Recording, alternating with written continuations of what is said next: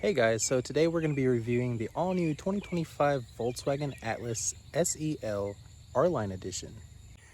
So when we start at the front of the vehicle, you'll notice that on the Volkswagen Atlas, they actually illuminate the emblem on the SEL. It also is illuminated on the SE with Tech.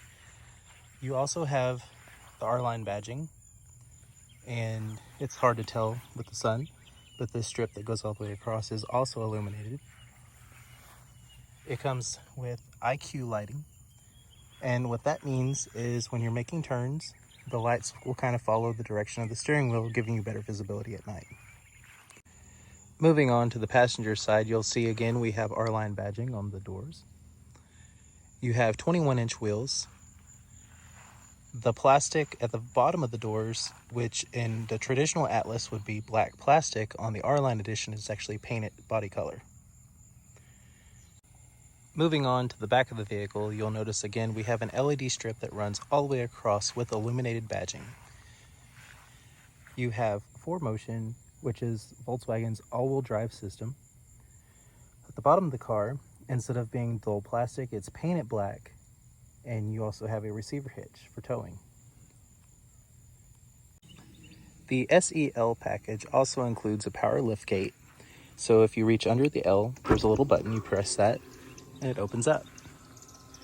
As you can see, it does have a third row that is currently folded down. This one is equipped with the Mud Buddy from Volkswagen. Underneath here, we have a subwoofer, a spare tire, and you also have your jack and equipment needed for changing tires. Moving on, we also have a panoramic sunroof that comes all the way over the rear seats. On this particular model, we have this bench seat in the middle row as opposed to the captain chairs.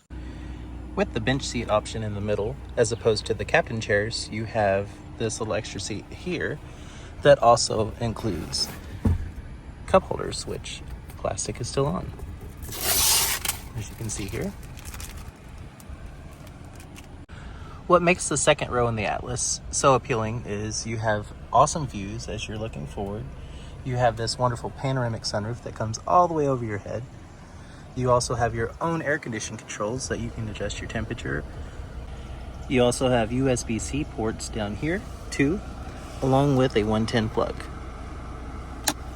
In the third row, you also have USB-C ports.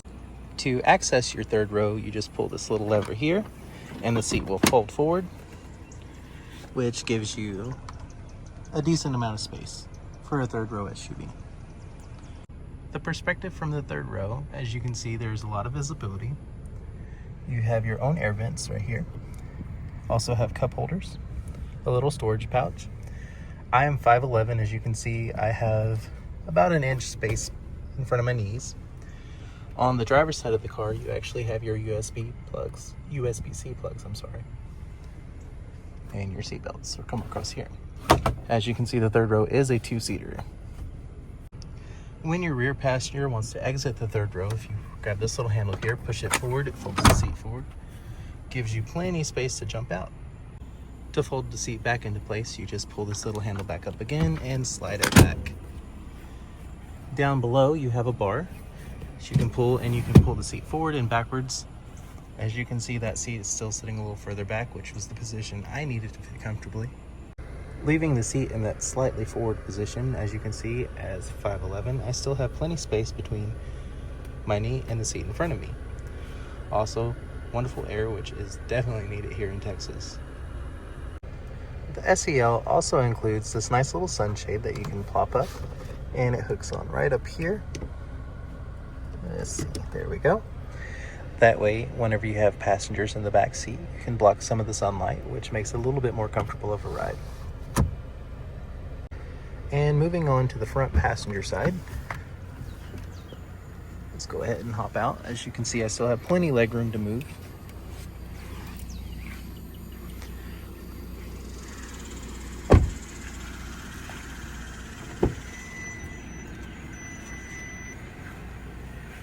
As you can see, there's storage cubbies underneath there. Beautiful stitching on the seat. It's kind of hard to see right now. It's actually illuminated Atlas. At night, that shows up really well. So on your passenger side seat, you have massaging seat, which you turn on right here. You also have power adjustable front, back, up, down, and you have lumbar. The massage seat actually turns on the lumbar, which moves up and down through the back of the seat there, which kind of gives you a little comfort as you're riding along. If you live in a hotter climate like I do, I'm here in Texas, the one feature that the Volkswagen Atlas comes standard with, no matter which model you pick, you have heated and cooled seats, which you push this little button here, and now you have ventilated seats going. Awesome feature. Moving into our console here, we have this little push tool here. It pops closed, so you have storage that you can actually hide. Under here in your console, you have plenty of space, another USB-C charger. Over here we have our glove box, which right now we just have an owner's manual and some wheel locks, keys and stuff like that in there, but a lot of space. Moving on to what's above, we have our sunroof controls. This little deal, you swipe forward, that will close your sunscreen. As you can see, it doesn't move very fast, but it does well. You can also stop it at any point. And then you slide this back, which opens your panoramic sunroof.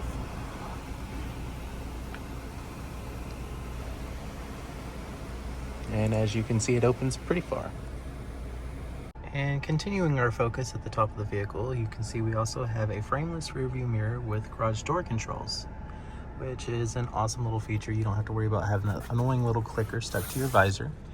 When you open your visor, if you slide this over, you see that we have a nice little light illuminates. And close that back up.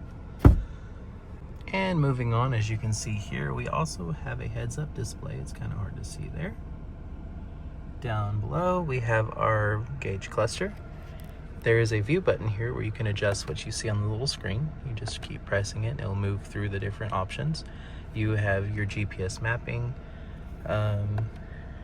Also, you can remove the little widgets altogether to where you just have the map all by itself. Down here, as you can see, we still have our ambient lighting displayed. We have our light controls, which you have your defrost button, rear defrost. This mode right here, you press this, it moves through your automatic headlights, parking lights, off completely, and then back to auto. And then you have bad weather lighting, you press that, and your poor weather light will actually pop up here on the screen. Moving on to our infotainment center, we have our App Connect, which will be your wireless Apple CarPlay or Android Auto, whichever you use. You have your sound settings, help, which gives you little hints, setting, vehicle, navigation, radio, and telephone. Over here, when you click on vehicle, this little menu will pop up, which you can adjust the view of the car, which gives you different options. Central locking, windows, keep spinning around, gives you your easy open for your power liftgate, and then your brake settings. Whenever you click on that, it shows that you have electronic stability control system is activated. Moving back into, interior here, we have our ambient lighting, which you click here, which is a cool feature. You can adjust your brightness, you can change the colors to whichever you prefer. Moving back into our interior settings, we also have heads-up display. You click over here, you can adjust the position, the brightness, all that stuff. Let's go back. And you also have your seat controls. You click this right here. This will turn on or off easy entry, which basically what that is whenever you open your door, your driver's seat will actually move back, making it easier for you to exit the vehicle. You have your status for your car. As you can see, we have 180 miles of fuel. It shows that our service is good. Our start-stop system is currently turned off, and then we go to our driving data. Here you can see how many miles that you have till empty, how many miles per gallon that you're achieving, the time on your last drive, and how far you drove. Over here we have our long term, which just shows that I drive an average of 27 miles per hour and average about 20 miles to the gallon. And moving on from our fuel economy and stuff like that, we can go back to our home screen here. Let's go ahead and select our radio. In here you have different options. You can do FM, AM, Sirius XM, internet radio, And also you have your media, which would be like your Apple CarPlay. I currently do not have mine connected to the car, that way I can make the video. Down here you have a swipe bar where you can adjust your volume. Over here you can do the same thing with your temperatures. You can swipe, move it left and right. Down here there's also a climate button. You can press that, it takes you directly into the screen. If you don't like using that shortcut down here, you can also just tap where your cooled seats show and it will bring up that same menu. On here we have our rear controls. Right now it's turned off. We can put it on the top here. Adjust the fan speeds by swiping. Press rear again, takes you back to your main screen. You can do auto, defrost, positioning of your vents, recirculate your air. You can turn on the max AC.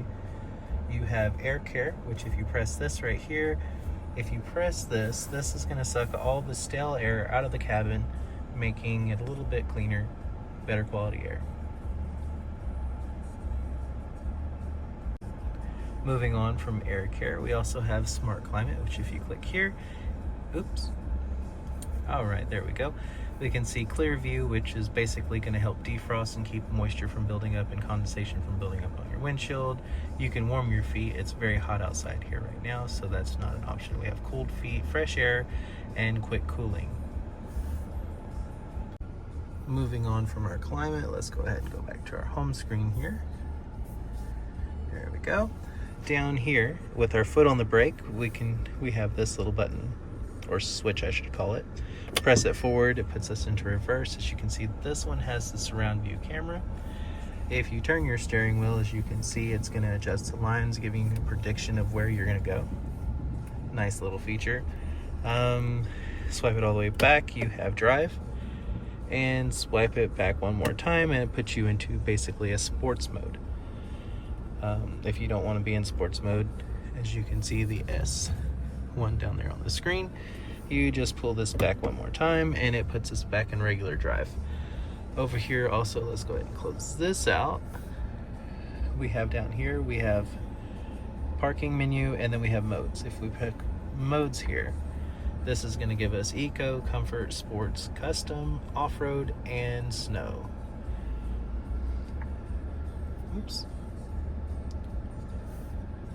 Alright, and then we also have parking, which if we open this screen right here will actually search for parking spots if we are actually in a parking lot at the moment, which we are not. And then you have your parking sensors here as well. And let's go ahead and exit out of there and back to the main screen. And moving on from all the setups there, we have our cruise control, our volume control. We have our voice command, our view, and then here we can actually change the screens on this side. You can select what you want to view on each particular side. We'll leave it the way it is.